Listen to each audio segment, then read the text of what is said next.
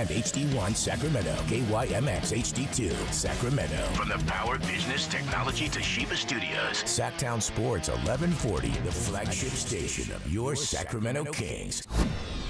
It's the Carmichael Dave Show. He's on the microphone. When he's not on the microphone, he's playing a song. And when he's not playing a song, he's on the microphone. And then boom! With Jason Ross. Jay! Hey! My headset's Text or call the show at 916-339-1140. It's the Carmichael Dave Show with Jason Ross. On Sactown Sports 1140. All right, one more cut here, and then we're going to get into free agency. Monty McNair was asked about trading the 37, and honestly, that was the thing that surprised me more than anything. Here's how he responded. Yeah, so at the time, the trade was not official, so I couldn't speak on all the details, but yeah, it was for 2 future seconds, which is kind of the larger trade I was referencing, not a 3-team trade or anything. But for us, was as we go into draft night and into free agency, we're managing both our roster spots. We've got a bunch of guaranteed contracts already. We're adding one more very quickly, and so that that's one thing is opening up another roster spot as we get into free agency, and we have a lot of things on the table. And the other is our asset management and building the portfolio so that we can go and continue to build out the team. And for us, the trade-off at that point and turning 1 second into 2 into the future, we felt that plus opening up the roster spot allowed us to kind of have the best options as we go into July. Well, I know this isn't completely exact, but Josh Jackson, Jeremy Lamb, Dante DiVincenzo's a free agent. I know they want to bring him back. Let's see, Trey Lyles is a team option, as is Mezzi. Damian Jones, I'm pretty sure they want to re-sign him. Mm-hmm. Ramsey, Woodard, Lewis King. God, I forgot Emmanuel Mudiay. Yeah. There was a 10-day, right? It's strange, though. It seems like there's some open spots. Yes. And obviously, we don't know everything that's in Monty's head and what he has planned down the road and all that. I keep going back to E.J. Liddell and what's-his-face, the other kid. Hardy, thank you. I'm thinking, God, you can't, that's... Anyways. I have here, this is going to take us, by the way, through 2013. So this is almost 9 years ago. This is Bleacher Report's list of best free agents in Kings history. Best signings. Okay. Honorable mention, Vernon Maxwell. Okay. Honorable mention, Jim Jackson. Number 5, boy, this won't be controversial. John Salmons. To be clear, this refers to the first time he played with the Kings. He was acquired via trade the second time around. He was extremely productive during that first run, averaging 13 points, 4 boards, 3 assists, and a steal while shooting 47% from the field. And he was a pretty darned good perimeter defender. First go around with the Kings. It's fine. Number 4, John Barry. Okay. I agree with that one. Number 3, Scott Pollard. Yeah. Number 2, Bobby Jackson. I think the top 2 are locked. Number 2, Bobby Jackson. Number 1, Vlade Divac. Right. My first question, guys, is this. Since 2013, have the Kings signed somebody via free agency that you think would pop into that top 5? I'm thinking of a world of George Hills. Rashawn Holmes, I think would be. Well, I think Rashawn Holmes would go into the top 5. I still think if you argue the biggest name besides someone I think the best free agents they've ever signed are the ones they've re-signed. Yes, that are like Weber and but the biggest name is Vince Carter. But right, he had 1 year here. He's at the end, and he was obviously at the very end. By the way, happy birthday to him over the weekend. Yeah.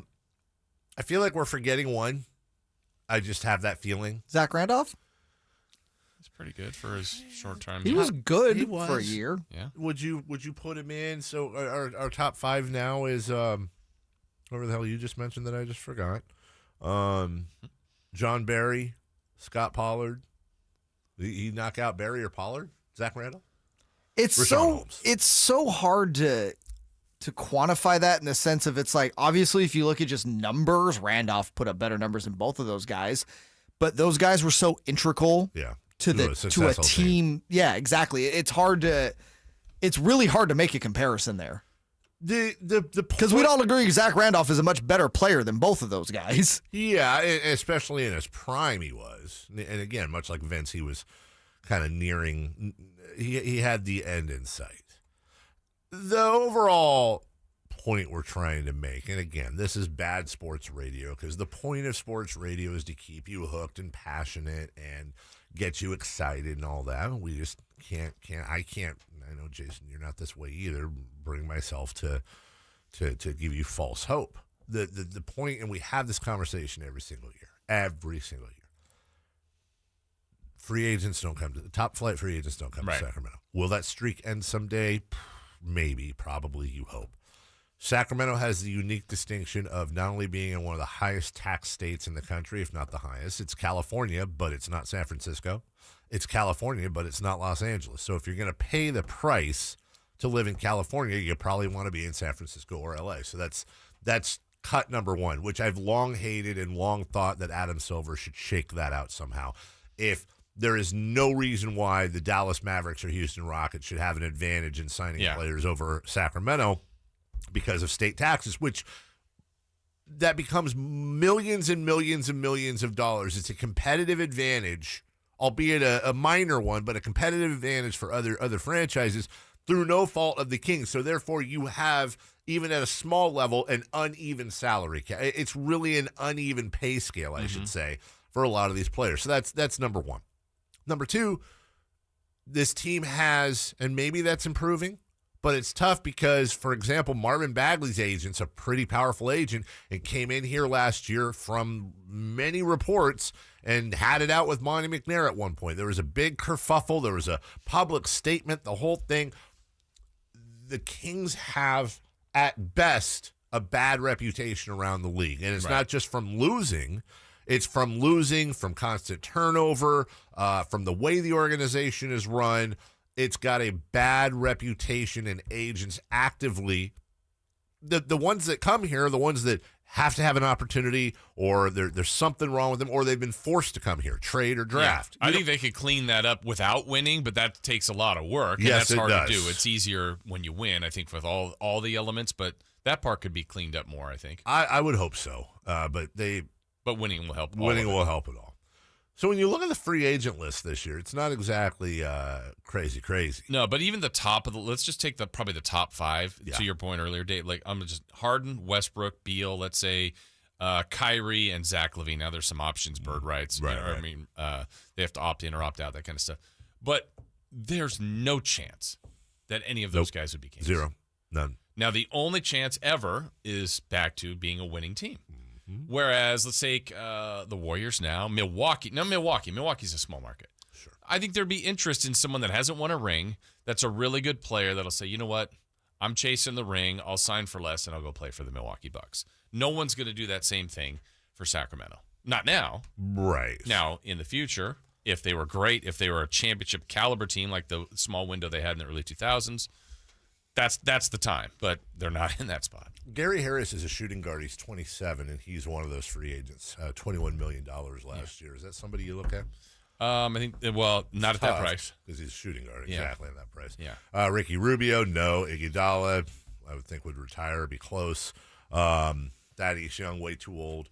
But Joe Ingles. That's a name that's on my list, but he's an intriguing one. So he's that dog. He's 34. He's probably ring chasing. Yes, I don't think he's and the only way you get a guy like that to me is if you grossly overpay. I was just going to say, is he ring chasing, or at his age, given how late he got into the NBA, money chasing? You're not a ring chasing team. If you're the money chasing team, I think you're doing it wrong. No, I'm saying Joe Ingles, if he's chasing like a max mid-level exception. Then I would say the Kings are doing it wrong if you're going after him. Yeah. My opinion on that. Can I bring up something that I thought was interesting? No. All right. Back to you. Go ahead. What do you? I don't think they're going to sign anybody on the free. It's the same old story. Like, look, guys aren't looking to come here worth a damn. Let's just call it what it is. And if they are, they're looking for a payday. I find not Drew Holiday. I'm sorry. the DeJounte Murray trade spec to be interesting. So I'm just going to ask this, and I know more research will have to go into it, but given that the idea that we keep hearing reports are that it's going to take a quote-unquote Drew Holiday package to move DeJounte Murray out of San Antonio. For those wondering, that package was Eric Bledsoe, George Hill, so basically filler, 3 first and 2 additional pick swaps. So let's look at that. The Kings have the filler. Do you think DeJounte Murray and De'Aaron Fox could play next to each other? No. Why? Quick. Okay. Do I think DeJounte Murray and De'Aaron Fox could play next to each other? In a vacuum, maybe. Yes. But now what happens to Davion Mitchell, Dante DiVincenzo if he comes back, that whole rotation? And what are you They giving come off and the what bench. are you giving up? And what are you giving up for DeJounte So Murray? again, let's use the Drew Holiday package. That again, that's the report. That's what the Spurs want. So you give up expiring. So let's say, or not even always expiring. Let's say it's Rashawn Holmes and Justin Holiday, because I think those 2 contracts alone match Murray's. Okay. 3 first and 2 swaps. And you roll out of starting lineup, just throwing it out All there. right. De'Aaron Fox, DeJounte Murray in the backcourt, with a front court of Harrison Barnes, Keegan Murray, and DeMontis Sabonis with Davion Mitchell, and if you re-sign him, Dante DiVincenzo coming off the bench. On paper, It's a better team. it's a really good team. Murray was an all-star last year. He's been an all-defensive player. He's not a great shooter, which is a little concerning.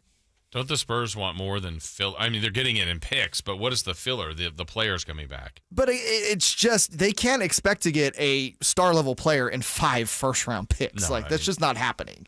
So if you're the Spurs, are you taking the filler and then 5 potential Kings picks?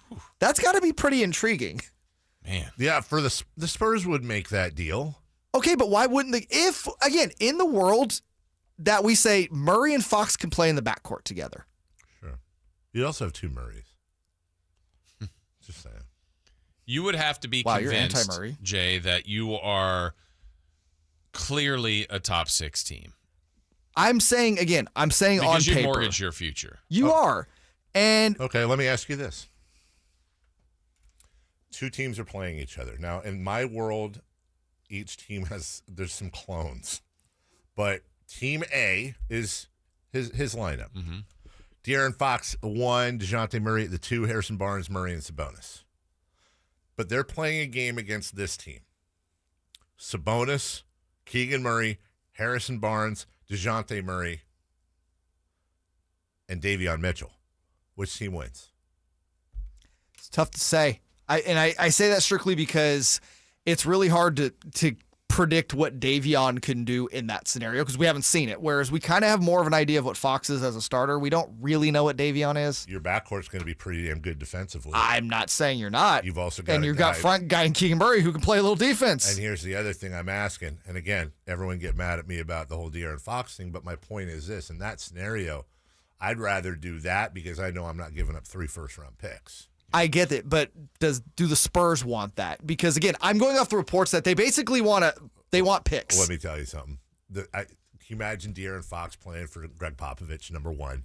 And number 2, and I don't want to speak for De'Aaron, and I'm not trying to get him out of town despite popular belief, but that ain't that far from Houston either. Mm-hmm. You know what I'm saying? Yeah. I'm not. This isn't a matter of would De'Aaron Fox be happy. It's a matter of. I think a lot of parties would be happy. I think San Antonio kind of wants a rebuild, and they want They want that Sam Presti pick box, so to speak. All right, I got a list of free agents for you. All right, coming up. We'll do that when we come back. 1 minute.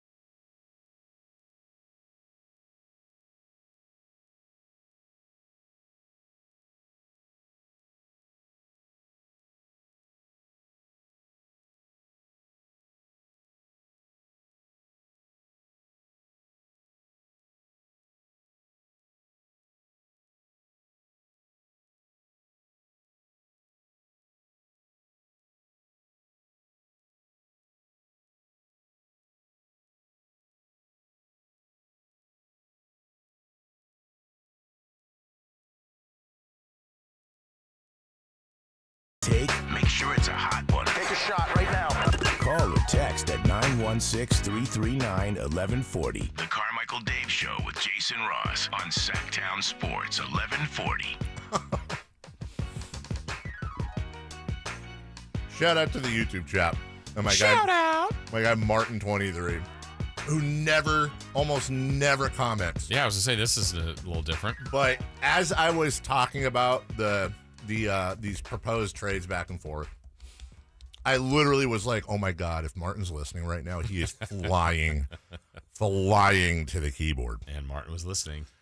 Everybody relax. Golly, not a triggered nation over here. Here we go. Trying to run him out of town. No, first off, I have no power. Secondly, it's what we do. And I've talked about trading every single person on this team other than DeMontis Sabonis. You literally talked about trading me and Jason yesterday. Thank you.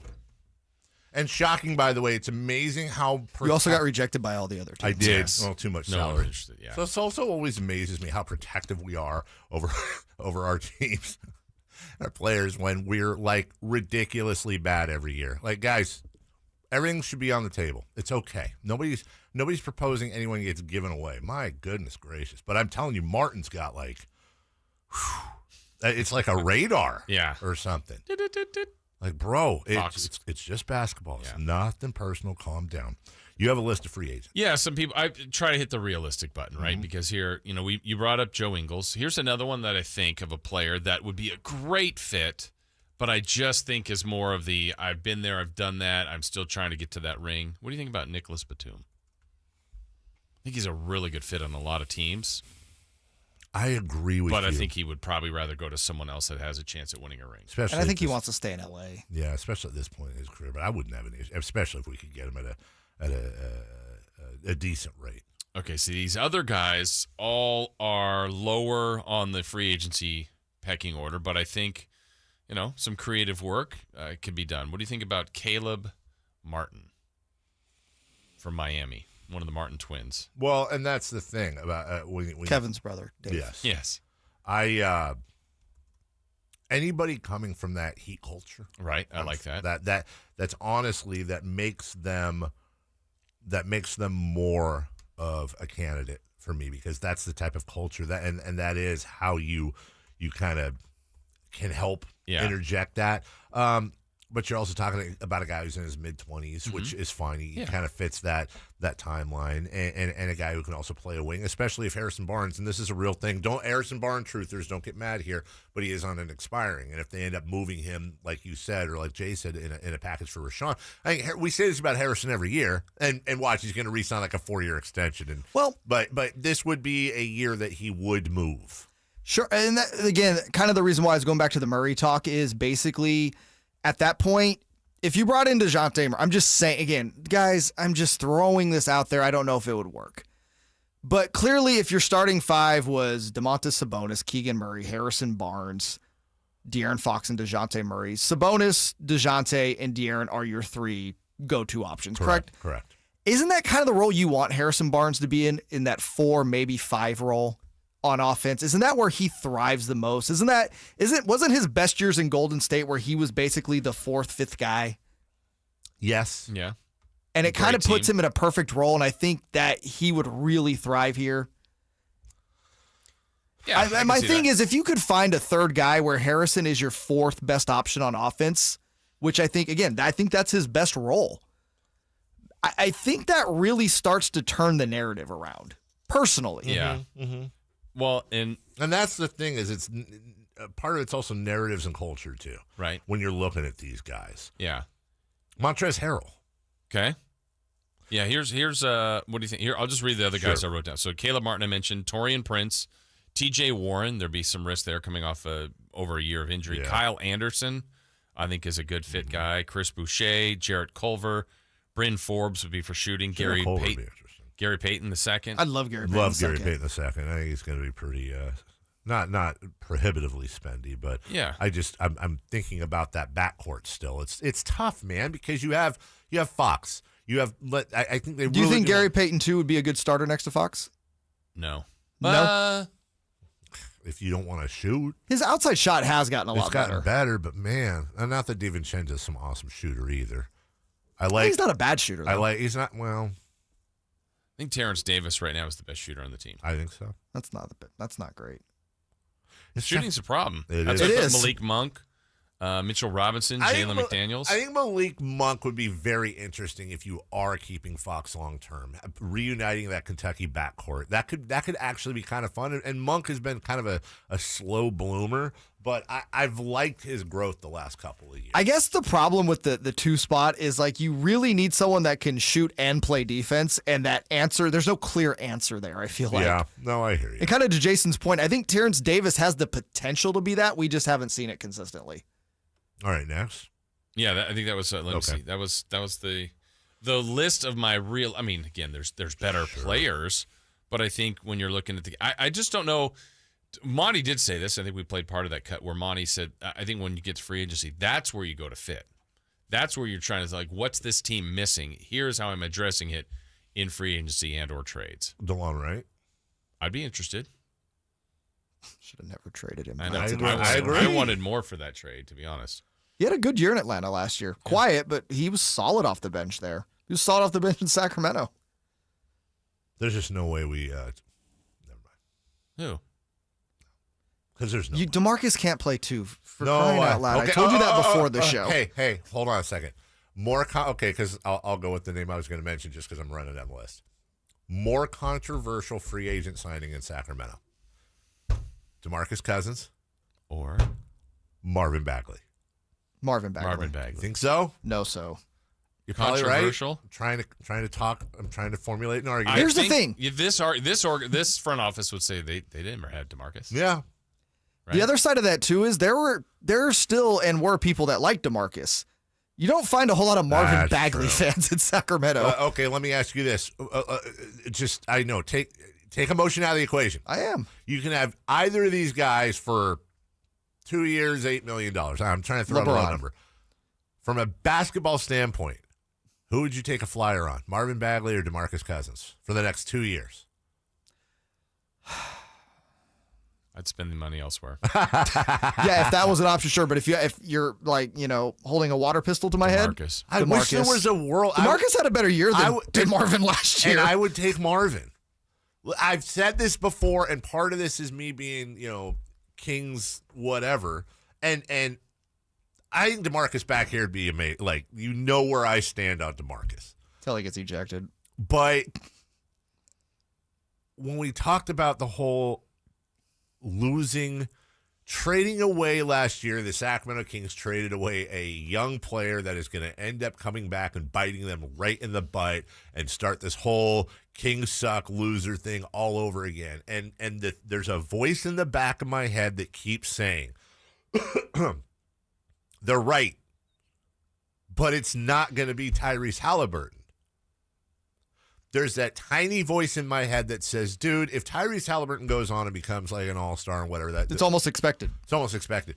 If Marvin Bagley becomes an all-star, to me, that's going to hurt far more than Tyrese. Sure, but to become an all-star, you have to play. Yes. I get it. He's also 21. Right. It's not looking good. It's not like Marvin Bagley. I mean, look at Marvin Bagley's games played in his first 3 years versus Steph Curry's. What I'm saying is look at guys that are perpetually hurt, especially big men that are hurt their first 4 years. 1, 2, 3, Joel Embiid. Joel Embiid is a different story.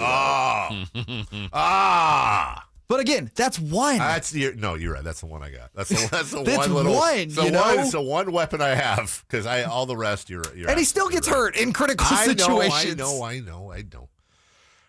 Will Detroit even sign him? The team that traded for him.